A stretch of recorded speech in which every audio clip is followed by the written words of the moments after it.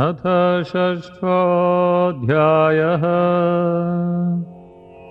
श्रीभगवानुवाच अनाश्रितः कर्मफलं कार्यं कर्म करोति यः स सन्न्यासी च योगी च न निरग्निर्न चाक्रियः यं सन्न्यासमिति प्राहुर्योगं तं विद्धि पाण्डव न ह्यसन्न्यस्तसङ्कल्पो योगी भवति कश्चन आरुरुक्षोर्मुनेर्योगं कर्मकारणमुच्यते योगारूढस्य तस्यैव शमः कारणमुच्यते यदा हिनेन्द्रियार्थेषु न कर्मस्वनुषज्यते सर्वसङ्कल्पसन्न्यासी योगारूढस्तदोच्यते उद्धरेदात्मनात्मानं नात्मानमवसादये आत्मैव ह्यात्मनो बन्धुरात्मैव रिपुरात्मनः बन्धुरात्मात्मनस्तस्य येनात्मैवात्मना जितः अनात्मनस्तु शत्रुत्वे वर्तेतात्मैव शत्रुवत् जितात्मनः प्रशान्तस्य परमात्मा समाहितः शीतोष्णसुखदुःखेषु तथा मानापमानयोः ज्ञानविज्ञानतृप्तात्मा कूटस्थो विजितेन्द्रियः युक्त इत्युच्यते योगी समलोष्ट्राश्मकाञ्चनः सुहृन्मित्र्यार्युदासीनम् अध्यस्थद्वेष्य बन्धुषु साधुष्वपि च पापेषु समबुद्धिर्विशिष्यते योगी युञ्जीत सततम् आत्मानं रहसि स्थितः एकाकीयतचित्तात्मा निराशीरपरिग्रहः शुचौ देशे प्रतिष्ठाप्य स्थिरमासनमात्मनः नात्युच्छ्रितं नातिनीचं चैलाजिनकुशोत्तरम् तत्रैकाग्रं मनः कृत्वा यतचित्तेन्द्रियक्रियः उपविश्यासने युञ्ज्यात् योगमात्मविशुद्धये समं कायशिरोग्रीवं धारयन्नचलं स्थिरः सम्प्रेक्ष्य नासिकाग्रं स्वं दिशश्चानवलोकयन् प्रशान्तात्मा विगतभीः ब्रह्मचारिव्रते स्थितः मनः संयम्यमच्चित्तो युक्त आसीत मत्परः युञ्जन्नेवं सदात्मानं योगी नियतमानसः शान्तिं निर्वाणपरमां मत्संस्थामधिगच्छति नात्यश्नतस्तु योगोऽस्ति न चैकान्तमनश्नतः न चातिस्वप्नशीलस्य जाग्रतो नैव चार्जुन युक्ताहारविहारस्य युक्तचेष्टस्य कर्मसु युक्तस्वप्नावबोधस्य योगो भवति दुःखः यदा विनियतं चित्तम् आत्मन्येवावतिष्ठते निःस्पृहः सर्वकामेभ्यो युक्त इत्युच्यते तदा यथा दीपो निवातस्थो नेङ्गते सोपमा स्मृता योगिनो यतचित्तस्य युञ्जतो योगमात्मनः यत्रो परमते चित्तं निरुद्धं योगसेवया यत्र चैवात्मनात्मानं पश्यन्नात्मनि तुष्यति सुखमात्यन्तिकं यत्तद् बुद्धिग्राह्यमतीन्द्रियम् वेत्ति यत्र न चैवायं स्थितश्चलति तत्त्वतः यं लब्ध्वा चापरं लाभं मन्यते नाधिकं ततः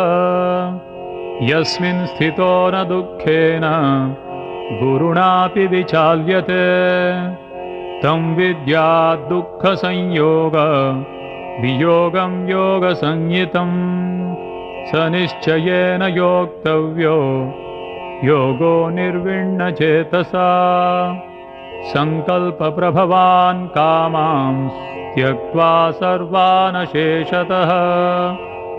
मनसैवेन्द्रियग्रामं विनियम्य समन्ततः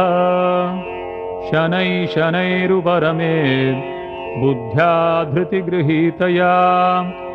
आत्मसंस्थं मनः कृत्वा न किञ्चिदपि चिन्तयेत् यतो यतो निश्चलति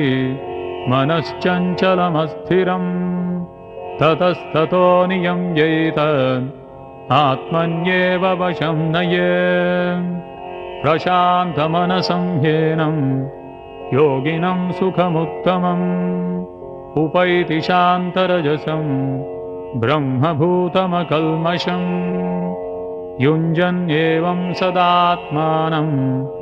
योगी विगतकल्मषः सुखेन ब्रह्मसंस्पर्शम्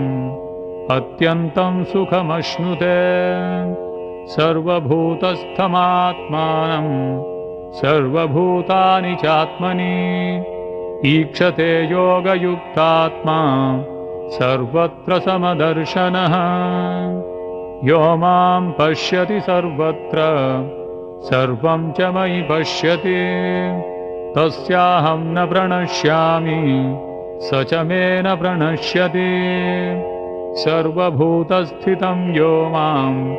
भजत्येकत्वमास्थितः सर्वथा वर्तमानोऽपि स योगी मयि वर्तते आत्मौपम्येन सर्वत्र समं पश्यति योऽर्जुन सुखं वा यदि वा दुःखं स योगी परमो मतः अर्जुन उवाच योऽयं योगस्त्वया प्रोक्तः साम्येन मधुसूदन एतस्याहं न पश्यामि चञ्चलत्वात् स्थितिं स्थिराम् चञ्चलं हि मनः कृष्ण प्रमाथि बलवदृढम् तस्याहं निग्रहं मन्ये वायोरिव सुदुष्करम् श्रीभगवानुवाच असंशयं महाबाहो मनो दुर्निग्रहं चलम् अभ्यासेन तु कौन्तेय वैराग्येण च गृह्यते असंयतात्मना योगो दुष्प्राप इति मे मतिः वश्यात्मना तु यतता शक्यो वाप्तुमुपायतः अर्जुन उवाच अयतिः श्रद्धयोपेतो योगाच्चलितमानसः अप्राप्य योगसंसिद्धिं कां गतिं कृष्ण गच्छति कच्चिन्नो भयविभ्रष्टः छिन्नाभ्रमिव नश्यति अप्रतिष्ठो महाबाहो विमूढो ब्रह्मणः पथि एतन्मे संशयं कृष्ण छेतुमर्हस्य शेषतः त्वदन्यः संशयस्यास्य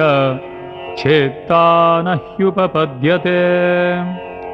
श्रीभगवानुवाच पार्थ नैवेह नामुत्र विनाशस्तस्य विद्यते न हि कल्याणकृत् कश्चित् दुर्गतिं तात गच्छति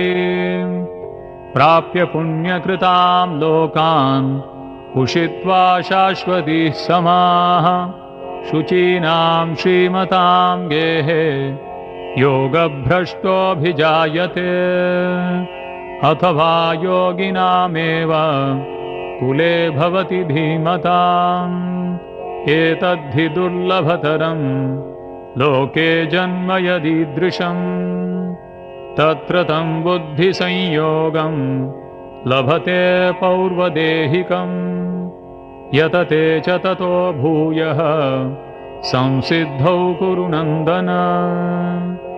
पूर्वाभ्यासेन तेनैव क्रियते ह्यवशोऽपि सः जिज्ञासुरपि योगस्य शब्दब्रह्मातिवर्तते प्रयत्नाद्यतमानस्तु योगी संशुद्धकिल्बिषः अनेकजन्म संसिद्धः ततो याति परां गतिम् तपस्विभ्योऽधिको योगी ज्ञानिभ्योऽपि मतोऽधिकः कर्मिभ्यश्चाधिको योगी तस्माद्योगी भवार्जुन योगिनामपि सर्वेषां मद्गतेनान्तरात्मना श्रद्धावान् भजते यो मां स मे युक्ततमो मतः। ॐ तत्सदिति श्रीमद्भगवद्गीतासूपनिषत्सु ब्रह्मविद्यायां योगशास्त्रे श्रीकृष्णार्जुनसंवादे आत्मसंयमयोगो नाम षष्ठोऽध्यायः।